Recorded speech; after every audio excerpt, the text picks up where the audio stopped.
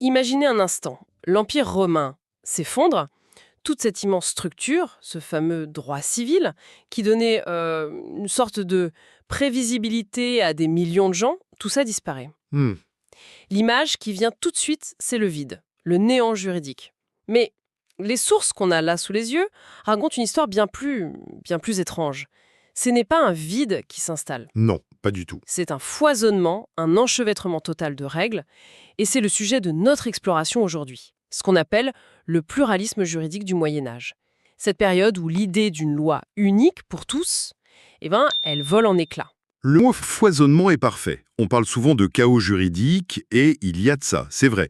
Mais c'est un chaos qui a sa propre logique. On ne passe pas de l'ordre au vide, mais d'un système unifié à une superposition de systèmes. D'accord. La question pour un juge de l'époque, ce n'est plus quelle est la loi pour, c'est une série de questions en cascade. Quelle loi pour cette personne, quelle loi pour cet endroit et pour ce problème précis. Ça change tout. Et pour démêler cet écheveu, on va s'appuyer sur des documents d'histoire du droit qui décrivent justement cette fragmentation et cette incroyable compétition entre les différents ordres juridiques. Alors, commençons par le début de ce chaos apparent. On est entre le 5e et le 10e siècle. Les Francs, les Wisigoths s'installent sur les ruines de l'Empire. Plongeons directement dans une scène concrète tirée de nos sources. Mhm. Un Franc et un Gallo-Romain se disputent pour un bout de terrain. Le juge, s'il y en a un, il ne va pas demander que s'est-il passé. Non.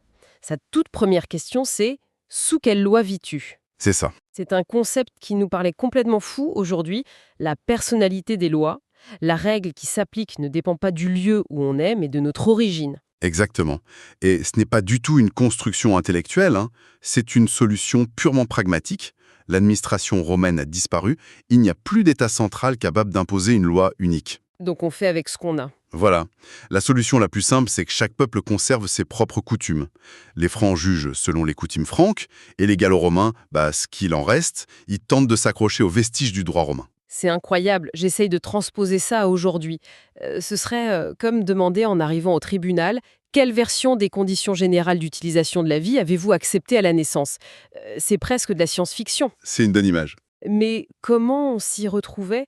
Si tout était oral, ça devait être l'arbitraire total, non? C'est là que les choses se structurent un peu, justement.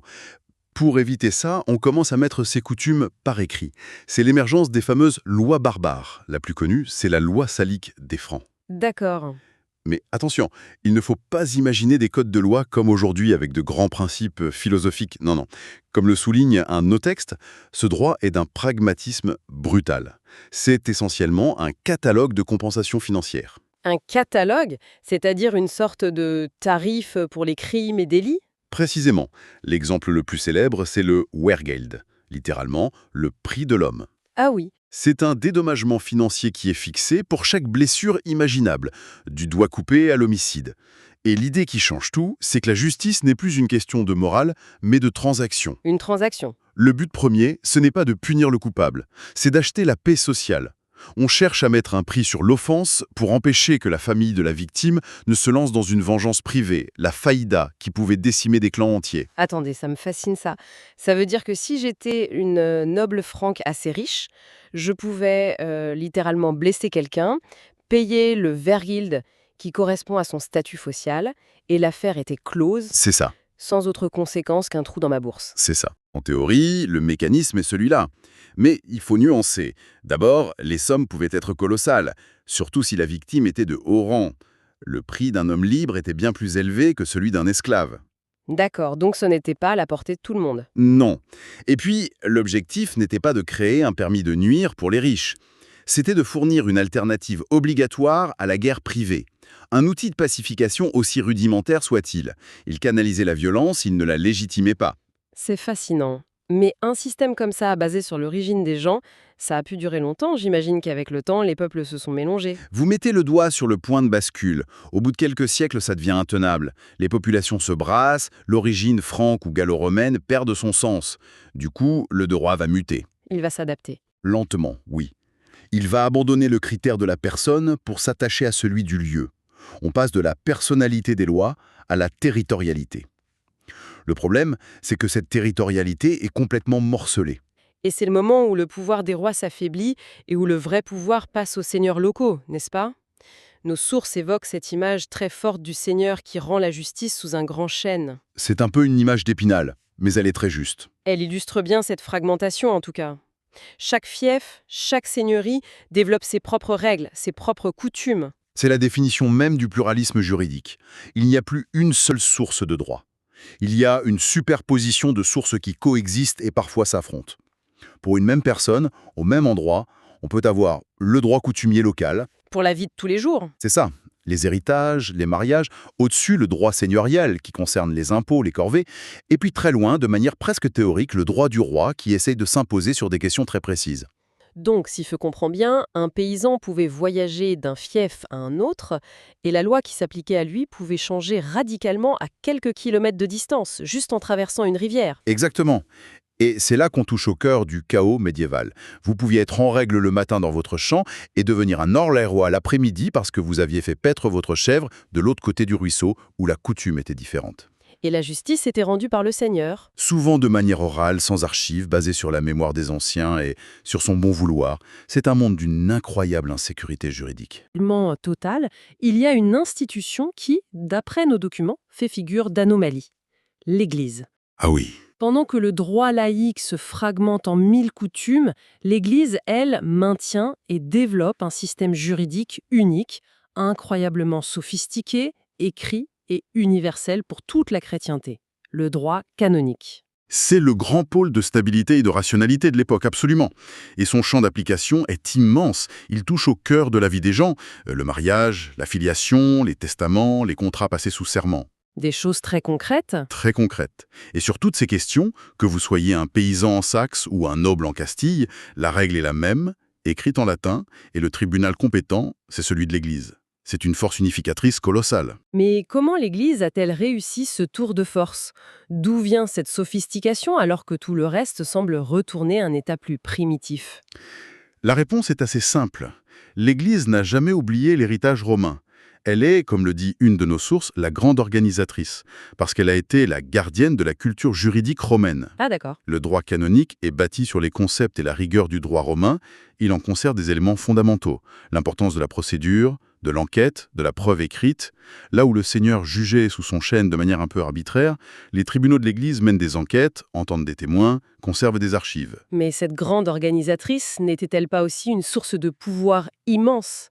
Ce droit universel ne servait-il pas avant tout les intérêts de l'Église en imposant sa vision du monde à toute la société? C'est une excellente question, et la réponse est oui, bien sûr. Le droit canonique est un instrument de pouvoir. Il permet à la papauté d'asseoir son autorité sur tous les royaumes chrétiens. C'est certain. Mais en même temps, il a été le conservatoire d'une rationalité juridique qui avait disparu ailleurs. Et il introduit une dimension nouvelle qui vient de la théologie. L'idée de faute morale et d'intention. C'est-à-dire? Le droit ne s'intéresse plus seulement à l'acte, vous avez volé, mais à l'intention derrière l'acte. L'avez-vous fait par nécessité, par cupidité? C'est une révolution dans la pensée juridique, non? On passe d'un simple qui a fait quoi et combien ça coûte à pourquoi l'a-t-il fait?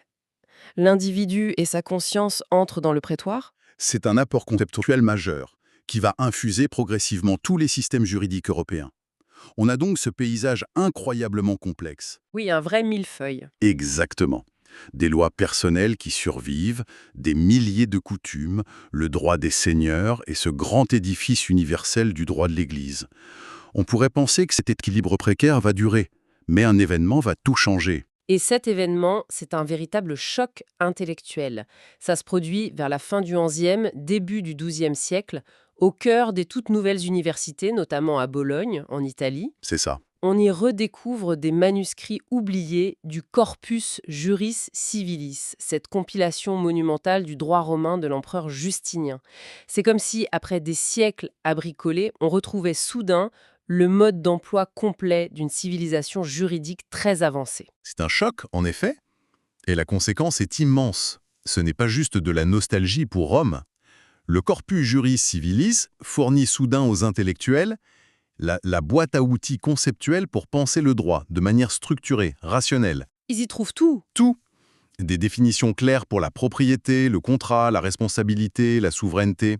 Toute l'architecture mentale que Rome avait mis des siècles à construire. Et ça, C'est le début de la fin du chaos juridique médiéval. Mais comment est-ce qu'un vieux texte romain, écrit pour une société qui n'existe plus, a pu s'imposer face des siècles de coutumes?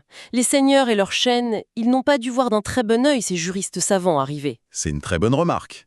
Il ne s'est pas imposé par la force, il s'est imposé par l'infiltration et par l'intérêt politique. Ah, Les premiers à comprendre le potentiel de ce droit, ce sont les rois et les empereurs. Ils cherchent désespérément à renforcer leur pouvoir face aux seigneurs. Et ce droit romain est un allié de rêve.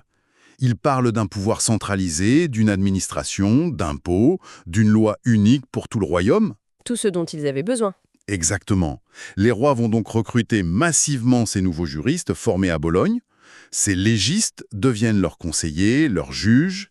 Ils sont les architectes qui vont utiliser les plans du droit romain pour, brique par brique, construire les fondations de l'État moderne. Donc si je résume, le droit romain a fourni le logiciel intellectuel pour permettre au roi de reprendre le contrôle sur le matériel juridique chaotique du féodalisme. C'est une excellente métaphore.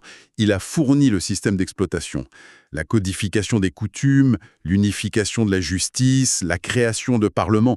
Tout ce lent processus qui mène à l'État moderne a été piloté par des juristes imprégnés de cette nouvelle science du droit romain. Hmm. Au final, ce que cette exploration nous montre, c'est que le Moyen-Âge est tout sauf un vide juridique. C'est au contraire une période d'un pluralisme intense, un véritable laboratoire où le droit coutumier, le droit seigneurial, le droit canonique et un droit royal naissant sont en compétition permanente. Chacun avec la propre logique. Chacun avec sa logique, oui. L'origine, le territoire, la foi. Et la sortie de ce labyrinthe viendra, paradoxalement, d'un retour aux sources. La redécouverte de la science juridique romaine qui a fourni le plan pour reconstruire un ordre. Et tout ça me fait penser, est-ce que ce chaos a vraiment disparu? Quand on regarde notre monde aujourd'hui, on a la loi de notre pays qui doit cohabiter avec le droit européen, qui prime souvent. Tout à fait. Les deux sont parfois en tension avec des traités internationaux. Et à côté, il y a les règles quasi-normatives imposées par les géants du numérique, qui régissent nos interactions à une échelle globale. Finalement, est-ce qu'on n'est pas dans un nouveau pluralisme juridique, simplement plus technocratique? La question est ouverte. C'est certain que l'idée d'une source unique et souveraine du droit est peut-être plus un idéal qu'on a hérité de l'État-nation qu'une réalité tangible. Le Moyen-Âge nous rappelle que la coexistence de plusieurs ordres normatifs est peut-être la norme de l'histoire, et non pas l'exception.